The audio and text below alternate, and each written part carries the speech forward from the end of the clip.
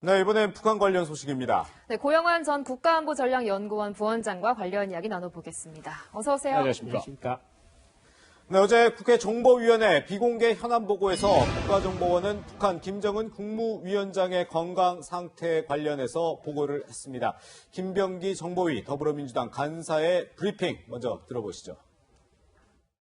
국정원은 올해 김정은의 공개활동 횟수가 5월 6일 현재 총 17차례로 예년 동기 평균 50회입니다.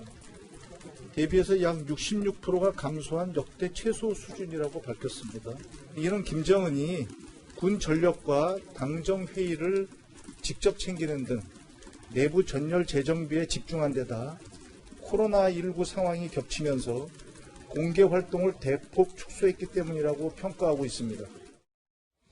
네, 일단 국가정보원은 김정은 위원장의 건강 이상설 공식적으로 부인은 했지만 무려 이 같은 기간 5월 6일까지 작년과 비교했을 때 66%나 공개 활동을 줄였다. 이 부분 조금 의미가 있을 것 같은데요. 사실은 1월 달에 한 번 공룡 보는 게 한 번 있었고 산업시찰은 3회밖에 없어요. 그리고 나머지는 다 군사, 그것도 군사입니다.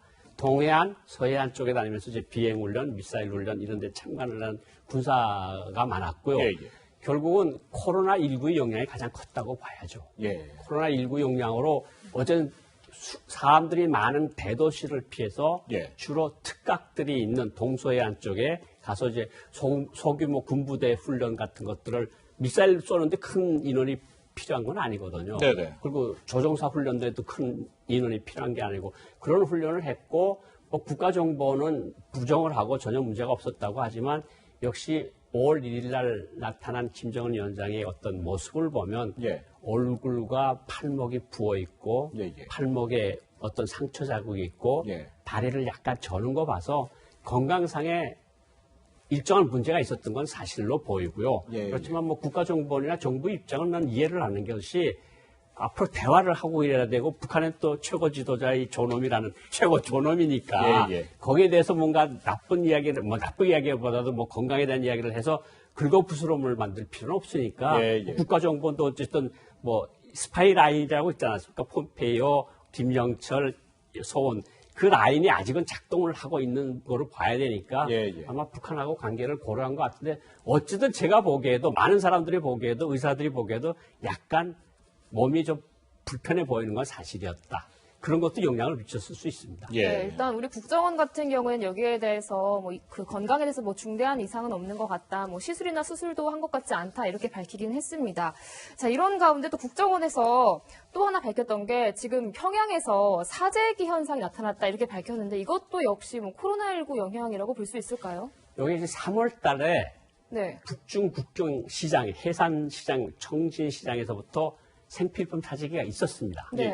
그래서 주로 콩기름, 그러니까 식용유, 옥수수 기름을 비롯한 식용유, 설탕, 북한에서는 아지노모토라고 지금도 그럽니다. 우리로 말하면 다시다 같은 거, 양념류 같은 거. 그러니까 북한에서 생산하기 어렵거나 아주 맛이 없는 것들은 이미 지방에서 동인하기 시작을 했는데 4월 달에 들어와서는 4월 15일을 기점으로 해서 그 하반기에 들어와서 콩기름, 식용유, 설탕가루, 그리고 뭐 휴지라 그러죠. 두루마리 휴지 같은 이런 생필품들 사재기가 일어나면서 줄이 쫙 서서 왜 줄을 왜 안 서는가 하면 이게 외화로 사는 상점들이 돼서 파는 상점들이 돼서 웬만한 사람들은 외화 없는 사람들은 못 가거든요. 근데 외화를 가진 사람도 불안감을 가지니까 가서 줄을 서서 두루마리 휴지 사고 콩기름 사고 식용유 사고 이런 사재기가 벌어졌고 이것이 지금도 지속이 되고 있다. 저희들이 듣고 있는 소식은 바로 그렇습니다.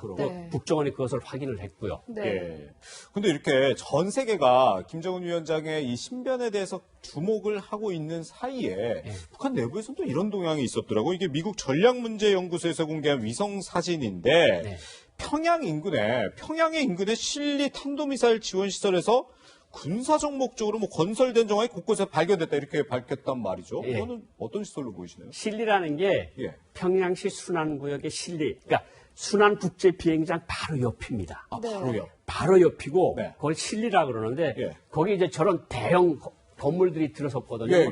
길이가 122m가 넘는다고 폭이 43m라 그러면 굉장히 큰 거거든요. 그렇죠. 그러니까 저는 그렇습니다. 미사일을 만드는 기본 공장은 평양시 용성구역 산음동에 있는 미사일 제작 공장이 있습니다. 예. 네.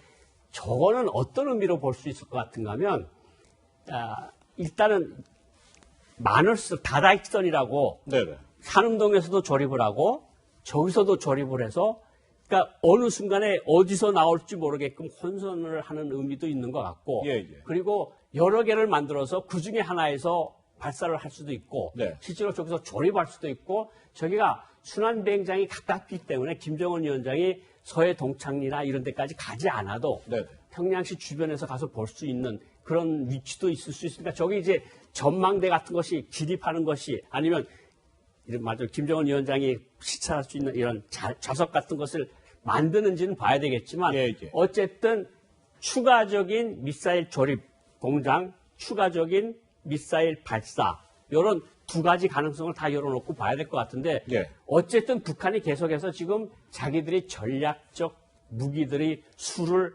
넓혀가고 있는 것은 사실로 보입니다. 그렇군요. 그렇군요. 그러니까 미사일 조립이나 미사일 발사 시설 두 가지 가능성을 지금 말씀해 주셨는데 아까 말씀해 주셨듯이 이 시설이 지금 평양과도 굉장히 가깝잖아요. 보니까 17km밖에 떨어지지 않았다고 하는데 그렇다면 좀 발사 시설 설치 가능성은 좀 낮다고 봐야 할까요?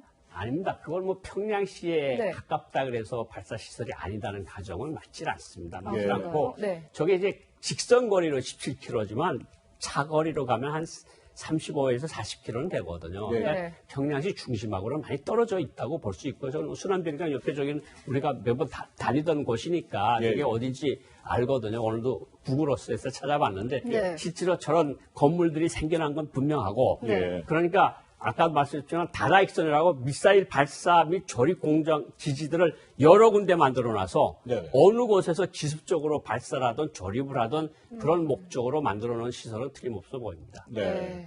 근데 일각에서 뭐 이 시설, 뭐 순환공항 방어 시설이다. 너무 평양에서 가깝기 때문에 순환공항 바로 옆에 있기도 하고 이런 분석은 뭐 안 맞을까요? 순환공항 방어 시설은 이미 지대공 미사일 시설들이 다 배치가 되어 있습니다. 이미 돼 있어요? 이미 다 지대공 미사일들이 다 설치되어 있거든요. 예, 예. 그러니까 그 옆에 야산들에 다 지대공 미사일들이 있고 100mm 고사포 진지들이 다 있어서 예, 예. 저거를 저렇게 큰 대형 무기를 가지고 이렇게 길이가 100m가 넘는 미사일로 뭐 비행기를 쏠 일은 없을 것 같고요. 이거는 뭐 그냥 한 가능성으로 볼 수는 있지만 기본적으로 전략 무기일 가능성이 높다. 네, 그렇군요. 그런가 하면 이 시설이 북한에서 공헌을 하고 있었던 이 새로운 전략 무기와 관련이 있을 것이다. 이런 관측도 있는데요. 먼저 관련 북한 보도 보고 오시겠습니다. 적대 세력들이 우리의 자주권과 안전을 감히 범접할 수 없도록 우리의 힘을 필요한 만큼 키워 우리 자신을 지키는 길만이 우리가 힘겨워도 중단 없이 그리고 조조 없이 걸어야 할 길이라는 것을 실증해주고 있다고 하시면서 이제 세상은 곧 멀지 않아 조선민주주의인민공화국이 보유하게 될 새로운 전략 무기를 목격하게 될 것이라고 확언하셨습니다. 네. 세상이 머지않아서 새로운 전략 무기를 목격하게 될 거다 이렇게 얘기를 했는데 이게 어떤 걸 말하는 걸까요? 그러니까 지금 화성 계열의 북한에서는 화성이라고 그러는데 네. 이제 뭐 지대지 미사일이죠 결국은. 그런데 이제 화성 14호가 있고 15호가 있는데 네. 그보다 더 발전된 16호가 나올지 예. 그리고 또 화성 15호에 대해서 전문가들이 일단 그런 추측을 많이 내렸어요. 그러니까 예. 미국까지는 충분히 가는데 예. 과연 재진입, 탄두 재진입 기술까지 보유했을까? 이거는 많은 전문가들이 아직도 회의적이거든요. 예. 탄두가 대기권을 통과할 때 고열이 나니까 이거에 견딜 수 있는 만큼의 탄두를 가졌을까?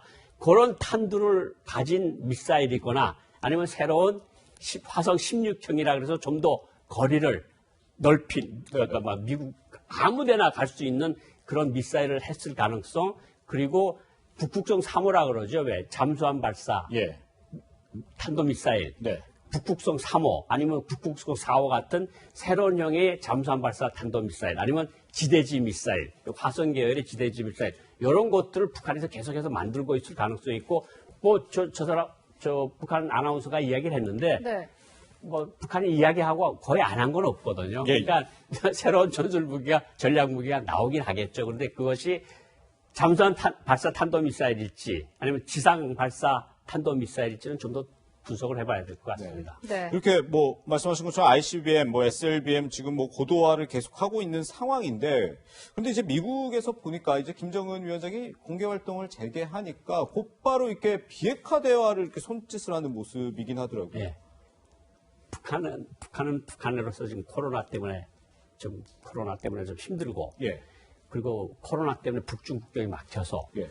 뭐 올해 3월 달에는 작년 3월 달에 비해서 중국에서 들어오는 양이 뭐 90%가 줄어서 뭐 1,800만 달러치밖에 못 들어왔다는 거거든요. 예, 예. 그러니까 북한 경제도 쉽지 않아요. 예. 반대로 미국은 지금 코로나 때문에 지금 미국은 완전히 좀 카오틱, 예. 거의 혼란 상태에 그럼요. 빠져 있는 예. 상황이거든요. 네. 여기에서 미국이 좀 이렇게 지금 코로나 때문에 지금 대선 전국에서 가도에 어려움에 처해 있는 트럼프 대통령인데 예. 만약 북한이 새로운 탄도미사일, 잠수함 발사 미사일, SLBM이나 ICBM을 쏴버리면 예.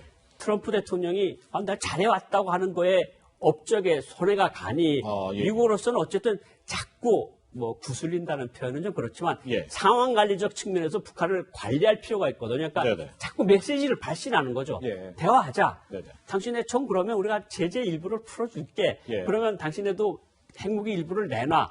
이런 메시지를 하는 건 상황 관리에는 분명히 도움이 되거든요. 예. 네. 그렇다고 해서 북한이나 미국이 당장 마주 앉아서 대화를 하기에는 코로나라는 상황이 양측에 너무 크다. 저는 이렇게 말씀을 드리고 싶습니다. 그렇군요. 네, 이렇게 평양 인근에 지어지고 있는 걸로 추정되는 북한의 미사일 관련 시설과 또 어제 있었던 국정원 국회 보고 내용까지 분석해 봤습니다. 고영환 전 부원장관 여기서 인사드리겠습니다. 오늘 말씀 고맙습니다. 감사합니다.